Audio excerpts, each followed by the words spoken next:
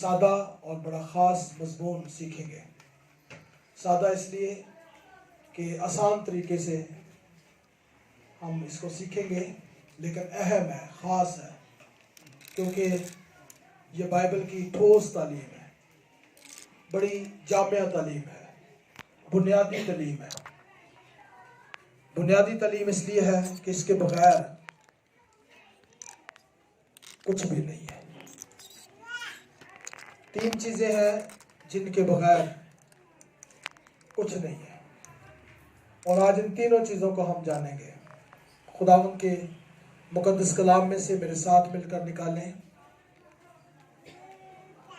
अब्रानियों का ख़त, उसका 11वां बाब, अब्रानियों का ख़त उसका 11वां बाब,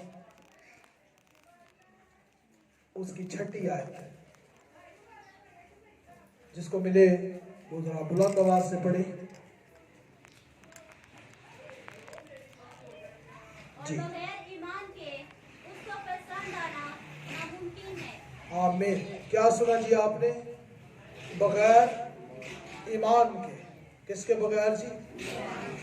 बगैर ईमान के उसको, यानी खुदा को, किसको?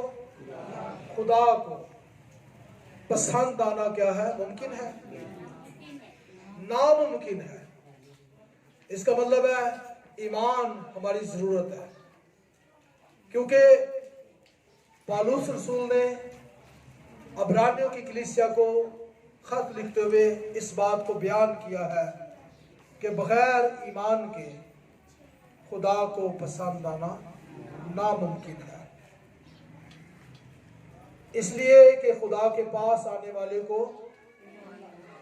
ईमान लाना चाहिए कि वो क्या है जी? मौजूद है। जब हम खुदा के पास आते हैं तो ईमान लाना चाहिए कि वो क्या है? मौजूद है। क्योंकि बगैर ईमान के उसको पसंद आना क्या है? आज आप खुदा की हुजूरी में आए हैं तो आपको ईमान लाना होगा कि खुदा यहाँ पर क्या है? मौजूद है। खुदा मौजूद है, और अगर हम खुदा की तरफ ध्यान लगाएं तो फिर दुनिया की कोई चीज भी हमें हटा नहीं सकती कि हम खुदा को ना देखें, क्योंकि खुदा को देखने वाले कभी शर्मिंदा नहीं होते, उसके तालब शर्मिंदा नहीं होते। जब हम उस पर निगाह करते हैं तो फिर उसको देखकर, दानियल की किताब में लिखा है कि खुदा को पहचानने वाले, खुदा को पहचानने वाले उससे तकवीयत पाकर कुछ कर दिखाएंगे। तो जब हम ईमान लाते हैं खुदा मौजूद है, तो फिर खुदा की हुजूरी में हम इस बात को सीखते हैं कि वो मौजूद होता है, अपने तालबों को बदला देता है, और जब वो अपने तालबों को बदला देता है तो हम उसे देखते हैं और टिकटिकी बांध कर देखते हैं। आमीन। 12वें बाब की पहली आयत में लिखा है कि जो दौड़ हमें दरपेश है उसमें सब्र से दौड़े, और हर उस गुनाह को जो हमें आसानी से उलझा लेता है दूर करके उस दौड़ को दौड़े। और दूसरी आयत में लिखा है ईमान के बानी कामल करने वाले यीशु को हर वक्त क्या करें? तलाएं, देखें, उसकी बात सुने, क्योंकि लिखा है बगैर ईमान के खुदा को पसंद आना क्या है? तो ईमान कैसे पैदा होता है? ईमान सुनने से पैदा होता है, और सुनना कहां से? मसीह के कलाम से। जब हम यहां से सुनते हैं ईमान पैदा होता है, और जो ही ईमान पैदा होता है हम खुदा को पसंद आना शुरू हो जाते हैं। और ये ईमान एक ऐसी कुव्वत है कि दुनिया के बड़े बड़े मेकअप आर्टिस्टों से भी बढ़कर है। हालेलुया। देखे, दुल्हन को तैयार किया जाता है ताकि दुल्हा क्या कर ले? पसंद कर ले, दूल्हे को दुल्हन खूबसूरत लगे। हमारी खूबसूरती का राज इसमें है, खुदा की पसंदीदगी का राज इसमें है कि हम अपने अंदर ईमान रखें। क्या रखें? ईमान रखें। खाली ये कहना कि मैं ईमान रखता हूं, ये भी ठीक है, लेकिन ईमान जो जिसकी बात की जा रही है, ईमान इससे कहीं बढ़कर है। ईमान क्या है? ईमान बोलता है। वो ईमान जो पहाड़ों को हिला दे, वो ईमान जो मुर्दों में जान डाल दे, वो ईमान जो कोड़ियों को पाक साफ कर दे, वो ईमान जो बीमारों को चंगा कर दे, वो ईमान जो बांझ का घर बसा दे, वो ईमान जिससे दरियाओं के रुख बदल जाए, हवाओं के रुख बदल जाए। हालेलुया। वो ईमान, पुख्ता ईमान, मजबूत ईमान, खुदा का ईमान, खुदा पर ईमान, खुदा जैसा ईमान। क्योंकि जब तक हम उसके लेवल तक नहीं आएंगे, पसंद नहीं आएंगे। जिस हवाले को हमने पढ़ा, इसके शुरू में ये बात लिखी है कि ईमान से हाबल ने काइन से बेहतर कुर्बानी गुजारी, अफजल कुर्बानी गुजारी। तो ईमान है जो हमारी कुर्बानियों को अफजल बनाता है। ईमान है जो हमारी जिंदगियों को मुतहरक बनाता है। ईमान ही से एक बंदा घर से चलता है और सीधा चर्च पहुंच जाता है। यह उसका ईमान ही है कि आज मैं दुआ करूंगा, इबादत करूंगा, इबादत करूंगी तो खुदा मुझे क्या देगा? बरकत देगा। वरना जिनका ये ईमान नहीं, वो घर में बैठे रहते हैं। जिनका ये ईमान है कि खुदा कुछ करेगा, वो फिर खुदा की तरफ बढ़ते हैं। और कलाम में लिखा है, जब तक खुदा मिल सकता है उसके ताल्लुक रहो। जब तक वो नजदीक है उसके नजदीक रहो, ताल्लुक रहो, मुश्ताक रहो। दाऊद ने ये कहा, जैसे हरनी पानी के नालों को तरसती है, मेरी रूह जिंदा खुदा की प्यासी है। तो फिर प्यास होगी, अंदर भूख होगी, तो हम क्या करेंगे? हम उससे वो ईमान, उस ईमान के बायस जो जिससे हम पसंद आ जाएंगे, वो तरसती जान को आसूदा करता है। फिर हम दाऊद की तरह कह सकेंगे, ऐ मेरी जान क्यों गिरी जाती है? फिर हम खुदा से कह सकेंगे कि तू क्या कर, क्यों गिरी जाती है? मजबूत हो, उम्मीद रख, खुदावंद पर तवक्कुल कर। खुदावंद के हुजूर में हमें जो पसंदीदगी हमारी जिंदगी में ला सकती है चीज, वो क्या है जी? ईमान है। हालेलुया। फिर दोहराएंगे, बगैर ईमान के खुदा को पसंद आना नामुमकिन है। एक और चीज है जो हमें खुदा की हुजूरी में देखनी है, उसके बगैर भी कुछ नहीं है। इसी इब्रानियों का खत नामा बाब उसकी 22वीं आयत, खत 11 बाब, नामा बाब 22वीं आयत पढ़े कोई जी। और तकरीबन सब चीजें शरीयत के मुताबिक खून से पाक की जाती हैं। और तकरीबन सब चीजें किससे पाक की जाती हैं? किसके मुताबिक? शरीयत के मुताबिक। और ऊपर जो आयात है उनमें बताया गया कि जब मूसा जो खुदा का मुख्तार था, खुदा की हजूरी में खुदा का खादम था, एक बड़े जिम्मेदार खादम था, उसने जब हुक्म सुनाया, क्या सुनाया? हुक्म सुनाया, इस्राएली कौम को पढ़कर सुनाया, तुरैत में से खुदा का हुक्म सुनाया, तो क्या हुआ? उसने फिर उस किताब को लिया और अगर आप गौर करें 19वीं आयत लिखा है, चुनाचे जब मूसा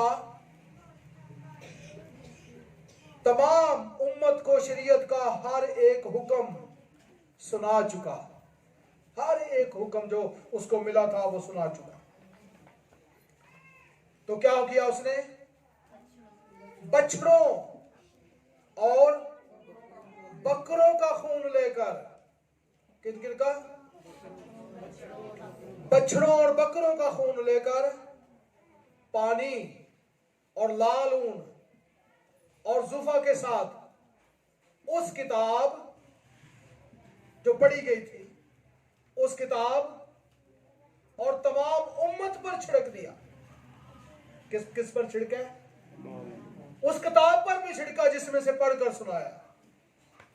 उम्मत पर भी खून छिड़का है। किन का खून था उसके पास? बछड़ों का खून, बकरों का खून उसने छिड़का है। और कहा कि ये उस अहद का खून है जिसका हुक्म खुदा ने तुम्हारे लिए दिया है। और इसी तरह उसने खैमा और इबादत की तमाम चीजों पर क्या छिड़का है? खैमे पर भी छिड़का, इबादत की चीजों पर भी छिड़का, खून छिड़का। और अकीदा क्या था? तकरीबन सब चीजें शरीयत के मुताबिक खून से पाक की जाती हैं और बगैर खून बहाए माफी। इसलिए मूसा ने छिड़का बकरों का खून, बछड़ों का खून, क्योंकि बगैर खून बहाए माफी नहीं थी। और जब हम अगला अगला बाब पढ़ते हैं तो वहां पर लिखा है कि वो खून जो छिड़का गया था या वो खून जो कुर्बानियां देकर बहाया जाता था, वो साल ब साल बार बार बहाया जाता और उससे समझा जाता कि खून बहाए बिना माफी नहीं। हालांकि अगले साल फिर उन्हें गुनाह याद आते और उन गुनाहों की माफी के लिए वो फिर कुर्बानी देते। लेकिन जब हमारे खुदावंद यीशु मसीह जो हकीकी बर्रा है उसका खून बहाया गया तो लिखा है वो एक ही बार, किसका खून? अपना खून। कितनी बार? एक ही बार। उसने जब बहाया तो पुरानी कुर्बानियों को उसने क्या कर दिया? मौकूफ कर दिया। हालेलुया। मौकूफ का मतलब है खत्म। पुराना अहद जाता रहा, नए अहद का खून आ गया, लेकिन बीच में कोटेशन वही है, कानून वही है, कायदा वही है कि बगैर खून बहाए माफी नहीं होती। और जब हम 11 बाब की 23वीं आयत पढ़ते हैं तो वहां पर लिखा है बस जरूर था कि आसमानी चीजों की नकलें तो उनके वसीला से पाक की जाएं, मगर खुद आसमानी चीजें उनसे बेहतर कुर्बानियों के वसीला से, क्योंकि मसीह उसके हाथ के बनाए हुए पाक मकान में दाखिल नहीं हुआ बल्कि आसमान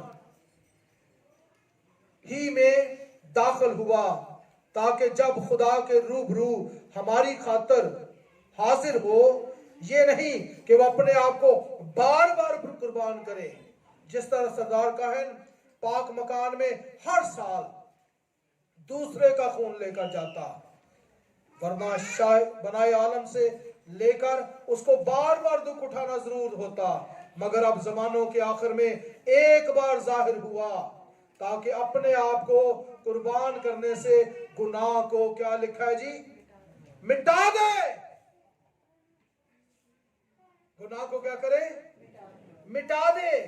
और जिस तरह आदमियों के लिए एक बार मरना और उसके बाद अदालत का होना जरूर है, उसी तरह मसीह भी एक बार बहुत लोगों के गुनाह उठाने के लिए कुर्बान होकर दूसरी बार बगैर गुनाह के निजात के लिए उनको दिखाई देगा जो उसकी राह देखते हैं। इसलिए गौर करना चाहिए कि ये खून जो बहाया गया है इसके बगैर माफी नहीं है।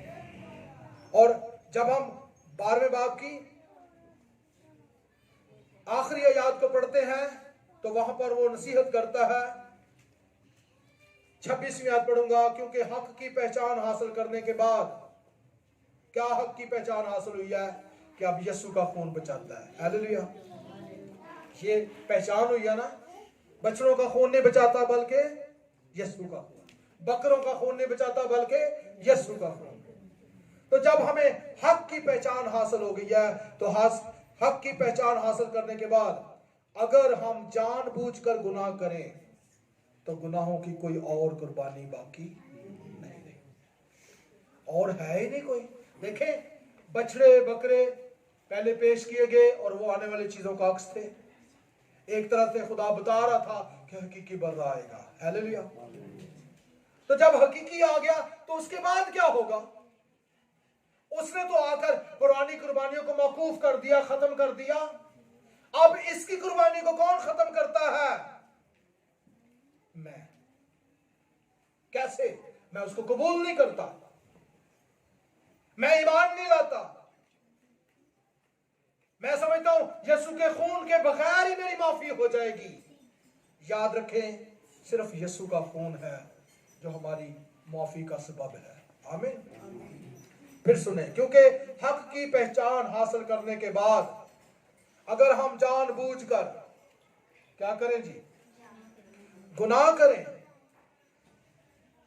तो गुनाहों की माफी कोई और कुर्बानी बाकी नहीं रही।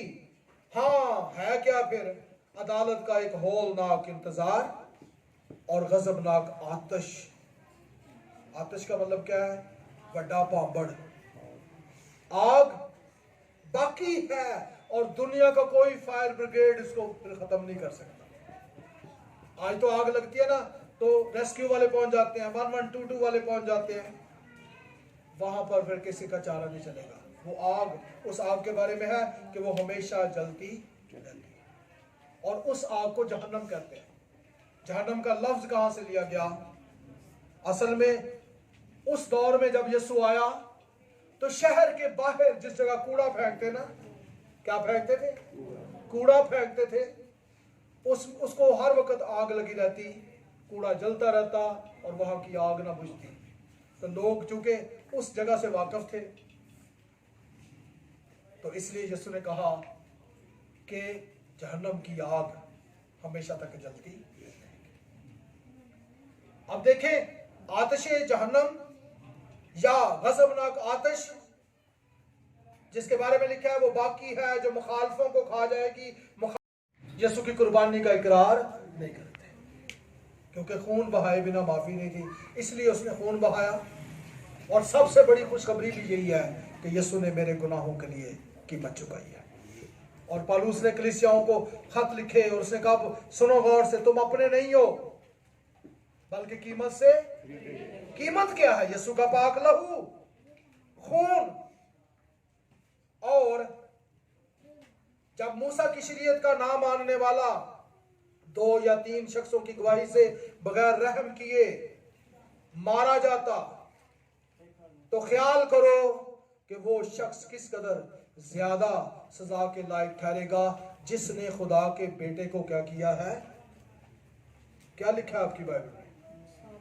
पामाल किया है, रोंदा है, रद्द किया है, पांव तले कुचला है, कदर नहीं की, पामाल किया है। और अहद के खून को जिससे वो पाक हुआ था, क्या जाना है? नापाक जाना है।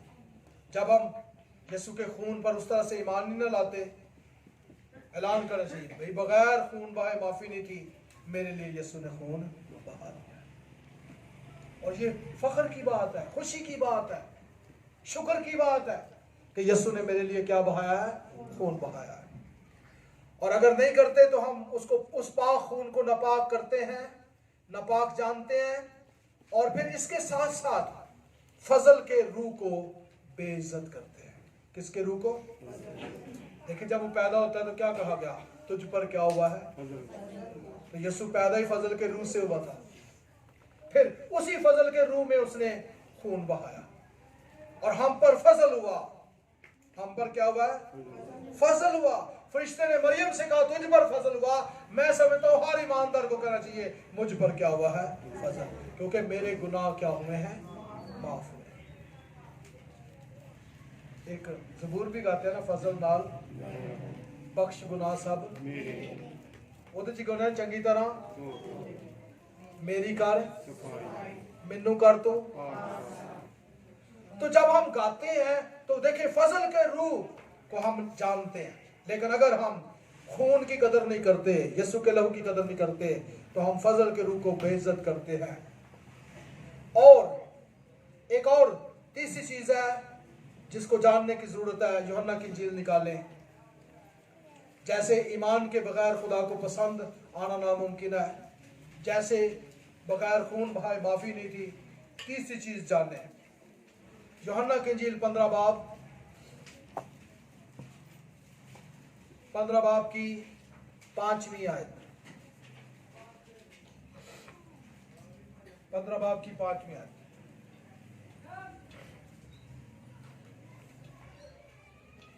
जी, कोई बुलंद आवाज से पढ़े। मैं अंगूर का दरख्त हूँ, तुम डालियां हो। जो मुझ में कायम रहता है और मैं उसमें, वही बहुत फल लाता है। वही बहुत फल लाता है। कौन जी? जो मुझ में कायम रहता है और मैं उसमें। क्योंकि साफ बात लिखी हुई है। फल कौन लाता है? जो उसमें कायम रहता है और वो उसमें कायम रहता है। क्योंकि मुझसे जुदा होकर तुम कुछ नहीं कर सकते। गोया इसको आसान अल्फाज में ये कहेंगे कि मेरे बगैर, यीशु कह रहा है, मेरे बगैर तुम कुछ भी कर नहीं सकते। मुझसे जुदा होकर तुम कुछ नहीं कर सकते।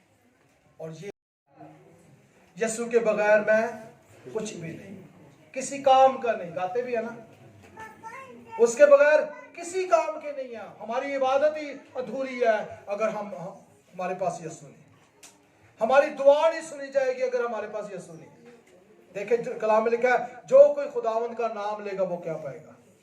नजात पाएगा। और पौलुस ने कहा, जो मुझे कुव्वत बख्शता है उसमें मैं सब कुछ कर सकते हैं। दुनिया का कोई काम नामुमकिन नहीं अगर मेरे पास यीशु है। आमीन।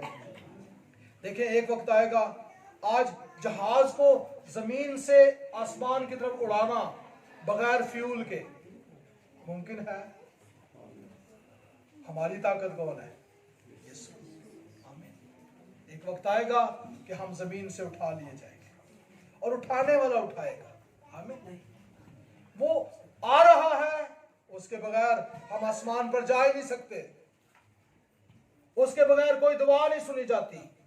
हमारा अकीदा ये है कि सिर्फ यीशु के नाम में दुआ सुनी। तो यीशु कितना जरूरी है, उसके बगैर हम कुछ भी कर नहीं सकते। लेकिन कई बार हमने देखा है, तजर्बे में ये बात आई है कि हमारी जिंदगियों में बहुत सारे मामलात ऐसे आते हैं कि यीशु हमारे पास नहीं होता, हमारे साथ नहीं होता। मैं कहता हूँ हम चेक करें किताब मुकद्दस में कि दाऊद से खुदा जुदा हो गया, उसे फिक्र लगी कि नहीं लगी? उसी ने फिर गाया ना, फजल ना ले रब बख्श गुनाह सब। ये उसकी बात है ना, उसके अंदर तड़प कितनी थी। और ज़बूरों में पढ़ के देख ले, वही कहता है, ऐ मेरी जान क्यों गिरी जाती है, खुदावन से उम्मीद रख, वो तुझे बहाल करेगा, वो तुझे संभाल लेगा, वो तुझे उठा खड़ा करेगा। के पास आया, जलीलों के पास आया, गुनाहगारों के पास आया। क्यों आया? क्योंकि वो जानता था कि बीमारों को तबीब दरकार है। वो आया और इसलिए आया ताकि लोग जिंदगी पाए, कसरत की वो देने आया। अब हमें इस दुनिया के अंदर ना सिर्फ खुद यीशु को अपने साथ रखना है, यीशु ने तो वादा भी किया, देखो अब से लेकर दुनिया के आखिर तक मैं हमेशा तुम्हारे साथ हूं। क्योंकि वो जानता था मेरे बगैर ये कुछ नहीं कर सकते। जब वो साथ है तो पानियों पर चलने की कुव्वत मिलती है। हालेलुया। जब वो साथ है तो पतरस जैसे शख्सों के साए में भी लोग शिफा पाते हैं। आमीन। जब वो साथ है तो पौलुस के वसीला से जैसे वो लड़का जिंदा हो गया जो खिड़की में बैठा हुआ था, गिरा मर गया, लेकिन पौलुस के साथ खुदावंद था, मुर्दा क्या हो गया? पौलुस के साथ खुदावंद था तो बादशाह कहता है तू थोड़ी सी नसीहत करके मुझे मसीही कर लेना चाहता है। क्यों? इसलिए कि उसके साथ खुदावंद था। जब खुदावंद हमारे साथ होगा तो क्या होगा? वो खुद बोलेगा, वो खुद बात करेगा। बोलने वाले नहीं, तुम नहीं, बल्कि खुदा का। तो यीशु ने अपना एक नुमाइंदा भेजा इस दुनिया के अंदर, पाक रूह। हमें उसको अपनी जिंदगी में रखना है और यीशु को साथ रखना है। हालेलुया। तो कितनी चीजें हमें जरूरी हैं जी? यीशु का खून, खुद यीशु और यीशु पर ईमान, ये तीनों चीजें हमारे लिए लाज़िम है। और हम उसी ईमान में इस बात का इकरार करते हैं कि ये मेज जो सजाई जाती है ना हर महीने पाक शराकत की, ये शीरा नहीं होता, बल्कि यीशु का क्या है जी? ईमान से कबूल करते हैं। अगरचे जायके में भी वही टेस्ट होता है, फिर भी दुआएं हो भी जाते हैं, फिर भी वो शीरा ही होता है, लेकिन हम ईमान से कबूल करते हैं कि ये यीशु का क्या है जी। खाने में ये रोटी, पकाने में ये रोटी ही होती है, लेकिन हम ईमान से कबूल करते हैं कि ये मसीह का क्या है। और इसलिए इस मेज पर आकर हम रोटी भी लेते हैं, शीरा भी लेते हैं। क्यों लेते हैं? क्योंकि हम ईमान रखते हैं कलाम सच्चा है। कलाम में लिखा है, यीशु ने कहा था मेरी यादगारी में ऐसा ही किया। तो अगर मैं मसीही हूं तो मुझे इस मेज पर आना होगा। अगर मैं मसीही नहीं हूं फिर कोई खैर है, ठीक है। लेकिन अगर मेरा दावा है यीशु मेरा है, मैं यीशु पर ईमान रखता हूं, मेरे लिए यीशु ने खून बहाया है, फिर इस दस्तरखान पर आना होगा। और हमने बात की है यीशु जरूरी है, यीशु जरूरी है। करंथस को हाथ लिखते हुए उसने कहा सुनो, हर मर्द का सर मसीह और औरत का सर कौन जी? मर्द। तो गोया इस पूरी लड़ी के अंदर मसीह है, खानदान के अंदर मसीह चाहिए। कलीसिया का सर कौन है? मसीह। कलीसिया को मसीह चाहिए, बगैर मसीह के कलीसिया कोई नहीं है, बगैर मसीह के कोई खानदान नहीं है। इसलिए हमें मसीह को साथ रखना है, और मसीह का बदन, कलीसिया भी मसीह का बदन है। हालेलुया। कलीसिया भी मसीह का बदन है, और ये रोटी भी क्या है? मसीह का बदन। आमीन। तो तीन तरह से हम मसीह के बदन को जानते हैं। एक वो जो मुजस्सम हुआ, जो कुमारी से पैदा हुआ, वो मसीह का बदन था। एक वो जो हम इस रोटी के वसीला से लेते हैं, ये रोटी क्या है? मसीह का बदन है। और फिर हम भी मसीह का क्या है जी? बदन है। तो ये तो तारे मिली हुई है ना, बदन को बदन चाहिए। हालेलुया। और फिर जब हम उसमें एक हो जाते हैं ना, तो फिर हम दो नहीं बल्कि कितने होते हैं? एक होते हैं। ये भेद बहुत बड़ा है। पौलुस ने कहा मैं मसीह और कलीसिया की बाबत, मसीह में एक हो। आइए हम आंखें बंद करें और इस वक्त इन तीनों बातों को अपने दिल में बिठाएं और इन जरूरी चीज़ों को अपनी जिंदगी का हिस्सा बनाएं।